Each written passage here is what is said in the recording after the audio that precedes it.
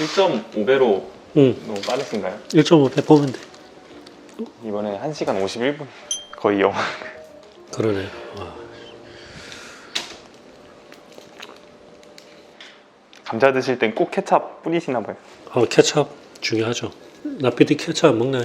제가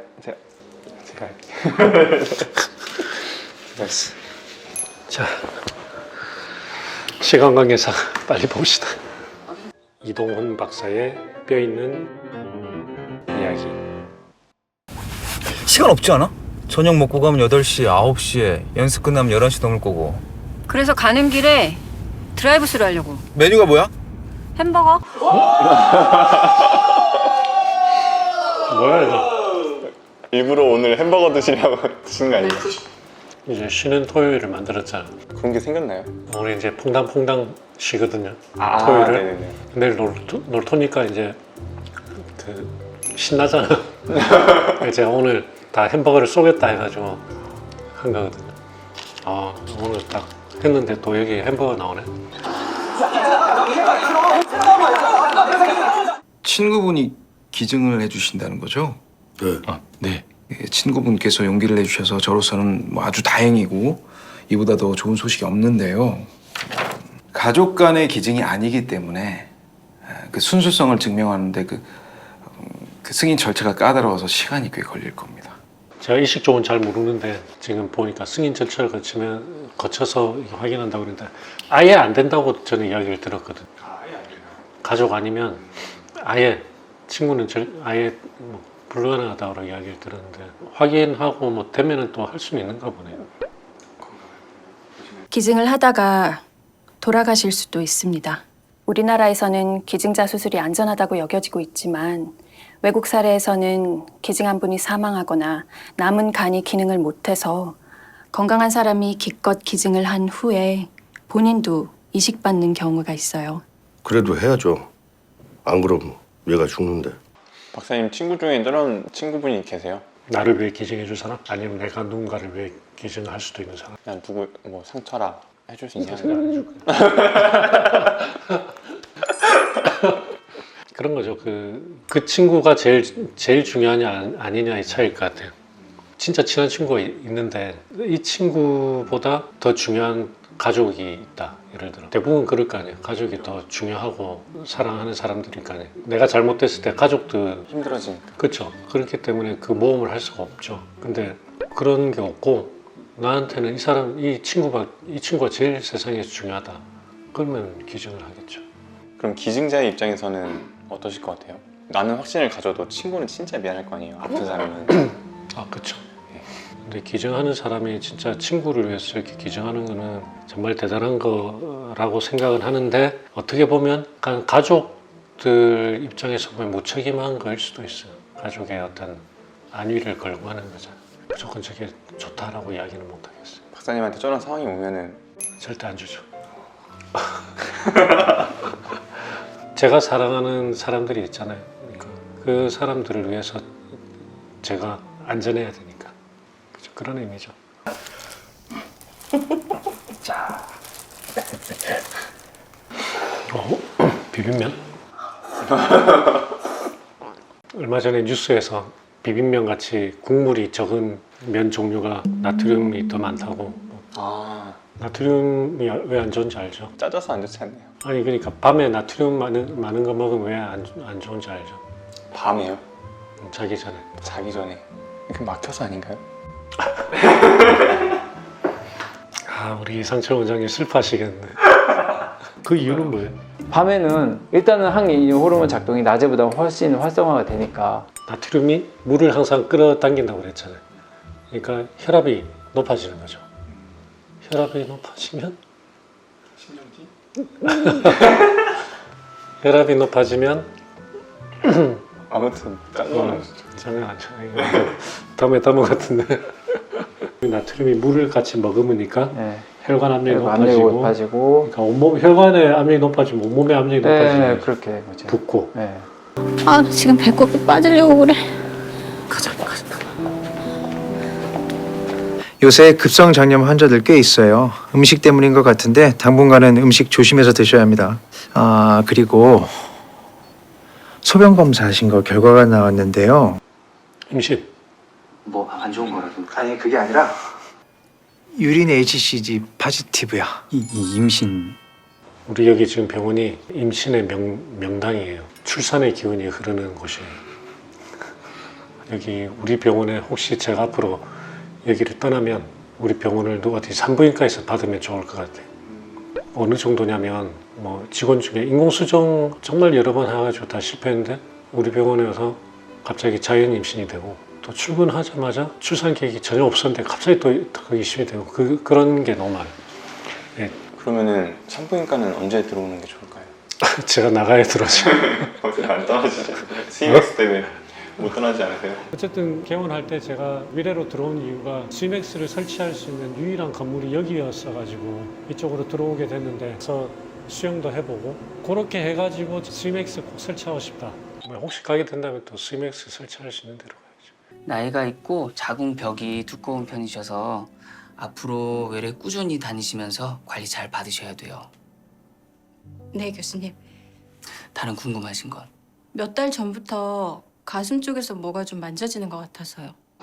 한쪽만 그러세요? 아니면 양쪽 다 그러세요? 오른쪽만요. 또 유방암이 있나? 임신 중반이라고 하면 유선 조직이 빠르게 증가하면서 그렇게 느껴지는 경우가 있는데 맞아.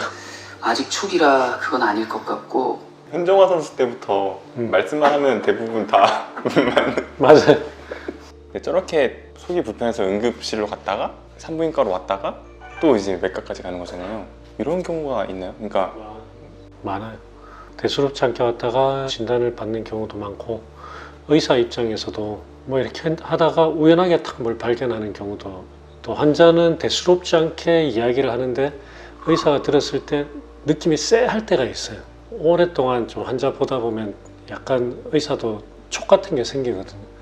저 같은 경우에도 그 아이가 다리가 아프다고 왔는데 조금 느낌이 조금 그렇더라고요. 그래서 피검사를 쭉 해보니까 백혈병.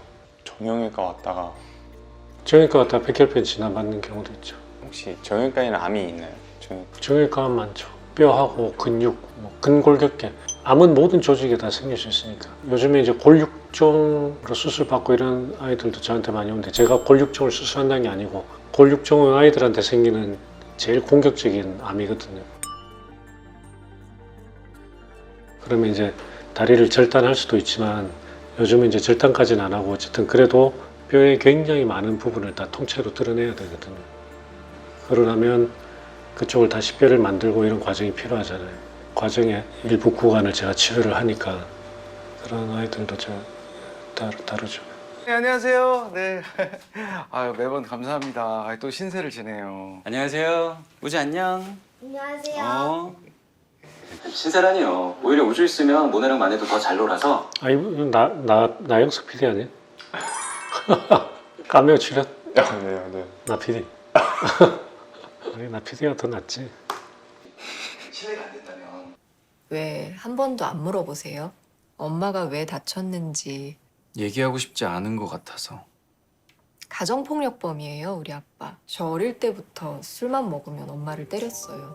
가정폭력 하면은 정형외과에서 가장 좀 알 수 있잖아요. 그렇죠. 정형외과도 그런 과 중에 하나죠. 주변에서 그러면은 딱 진단할 수 있는 그 방법이 좀 있지 않았었나요 그때? 정형외과적으로 아동학대를 진단하는 중요한 엑스레이상의 중요한 거는 힐링 스테이지가 다른 다발성골절. 우리 힐링 스테이지라고 하면 뼈가 이제 나아가는 단계에 따라서 뼈의 상태가 변하잖아요. 근데 얘는 엑스레이 봤는데 막 다친 거, 요거는 이제 거의 다 나아가는 거, 요건 또 뭐 한 중간쯤 나아가고 있는 거, 이런 것들이 혼재되어 있으면 이거는 그것만 봐도 이거는 아동학대다라고 진단을 내릴 수 있는 소견이에요. 아동학대 말고도 사실은 여기 지금 스레생에서 이야기하는 것처럼 엄마를 때린다거나 그러면은 주변에서 도울 수 있는 방법이 있을까요? 본인이 이야기 안 하면 모를 수가 있는데 일단 폭력을 많이 당하면 부러지지 않더라도 이 피부 멍도 마찬가지거든요. 멍도 시간 지나면서 색깔이 달라지잖아요. 그것도 출혈이잖아요. 피하 조직에 출혈이 생긴 게 먹는 거거든. 그럼 피가 처음에 나왔다가 피가 나오는 게 이제 쭉 이제 그 흡수되는 과정에서 이게 색깔이 쭉 변화가 되는 거거든요. 그런 스테이지가 다른 멍들이 다발성으로 있다. 그럼 그것도 강력하게 의심해 볼 수 있어요. 강력하게 또 많이 넘어지는 사람도 있을 수 있잖아. 괜히 내가 이상한 소리 해가지고 엄한 분들이 또 막 고발당하고 큰일 난다. 다른 일로 늦는 거면 문자라도 했을 텐데 아무 말도 없길래 당연히 수술이 늦어지는 거라 생각했어. 내가 상처받기 싫어서 오빠한테 상처 줬어. 나 아직 오빠 좋아해. 아니 좋아한다고 그러면 준환이도 지금 좋아하고 있는데. 저는 진짜 멋있게 봤거든요. 그 준한 교수가 이제 나오는데 박사님이 그 대사를 한번 따라해보는 건 어떨까? 제가 여자 역할을 하고. 일단 봅시다. 앞으로 우리 우연으로 만날 일 꽤 있을 거야. 그럴 때마다 너 아무렇지 않게 나 볼 수 있어. 난 못 그럴 것 같은데. 결과가 나왔는데요. 임신 중이셔서 다른 검사까지는 하지는 못했지만 현재로서는 유방암 2기로 생각됩니다. 태아에게 영향을 안 주려면 임신 14주는 지나야 하는데 지금으로선 만약 임신 유지를 선택하신다면 항암 치료는 딜레이가 되는 겁니다. 이런 경우는 어떨 것 같아요? 나 PD는. 저는 아기를 택할 것 같아요. 아, 본인이 임신했으면? 네. 아니 지금 여자 그 빙의를 하지 말고 아니 자기가 이제 남자고 옆에 이제 부인이 이런 상황이다 그러면 어떻게 이야기를 해요? 저는 무조건 부인? 산 날이 더 같이 많으니까. 제 출생이 그런 게 있었어요. 저도 박사님 우량아로 태어났다고 하시지 않았어요? 우량아로 태어났는데 제 어머님이 저를 임신을 하셨을 때 어머니가 몸이 그렇게 많이 이렇게 좋진 않으셨어요. 그래가지고 당시에 병원에서 둘 중에 선택을 하라고 하셨대요. 애 낳으면 엄마가 너무 위험하다. 어쨌든 그래서 어머니가 신부님한테서 물어보셨대요. 상황이 이런데 어떻게 해야 되냐. 하느님한테 물어보세요 그러셨대요. 그래서 어머니가 나오면서 투덜투덜 하면서 나오셨대요. 하느님한테 물어보고 어떻게 물어보냐고. 근데 미사 보다가 산기를 느끼셔가지고 병원을 와서 제가 출생을 했거든요. 배가 있는 상태에서 그러면. 그러니까 제가 태어난 날까지도 계속 새벽 미사를 보셨는데 하여간 그때 새벽 미사를 계속 보시다가 어느 순간 나아야겠다라는 생각이 확 들으셨대요. 그래서 그게 아마 하느님이 말씀을 주신 거다라고 이야기를 하셨어요. 예전에 저한테. 내가 죽더라도 나아야겠다라고 하는 그런 확신이 드셨다고 그러시더라고요. 지금 이 상황을 보면 참 힘들 것 같아요. 왜냐하면 무조건 뭐 죽는다 사는다는 아니지만 어쨌든 아이를 낳으려면 항암 치료가 이렇게 지연이 되는 거잖아요. 그죠? 어쨌든 현재 내가 사랑하는 사람을 최우선으로 선택을 할 것 같아요. 어떻게 되나 볼까? 항암 치료는 받지 않겠습니다.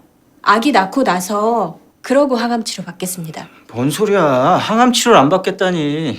가끔 환자분들한테 선택을 하시라라고 말씀을 드릴 때가 있는데 그럼 저 역시 고민을 해요.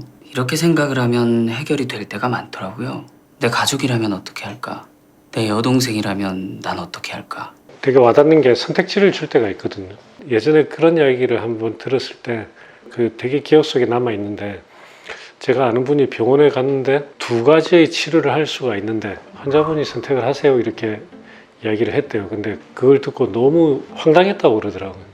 왜 이거를 의사가 결정 안 하고 환자한테 결정하라고 하지라고 그런 생각이 들었대요. 근데 실제로 저도 환자한테 선택을 하라고 할 때가 있어요. 근데 그게 환자 입장에서 황당한 생각이 안 들려면 설명을 잘 해주면 돼요. 근데 그렇게 해도 선택을 못하는 경우가 있거든요. 뭐 너무 어려운데요 이러면 그럼 제가 선택을 해드릴까요? 그래. 그러면 그때 기준은 이 환자가 내 가족이면 나는 어떻게 선택할까? 그래서 실제로 그렇게 이야기를 해요. 만약에 내 아이 같으면 나는 이렇게 할 것 같다라고 이야기를 해요. 네, 율제병원 응급실입니다. 누군가한테 뒤통수 가격당해서 바닥에 쓰러졌다고 신고받아서 출동했습니다. 율제병원 의사라고 합니다. 율제병원 의사요? 이름이 뭡니까? 무슨 일일까요? 요 몇 학까지? 이제 2개 남았어요. 2개 남았어요. 오늘은 내가 뭐 요즘은 의료에 대해서 별로 리뷰를 하는 게 없는 것 같으네요. 오늘도 거의 없는 것 같고, 오늘은 그건 것 같아. 억지일 수도 있는데 양석형 교수를 좋아하는 여자 레지던트 선생이 있죠. 추민아 선생은 가정이 부모님들이 화목하고 귀하게 자라고, 물론 잘못 알았지만 환대해주고 서포트해주고 이런 가정에서 자란 선생의 모습.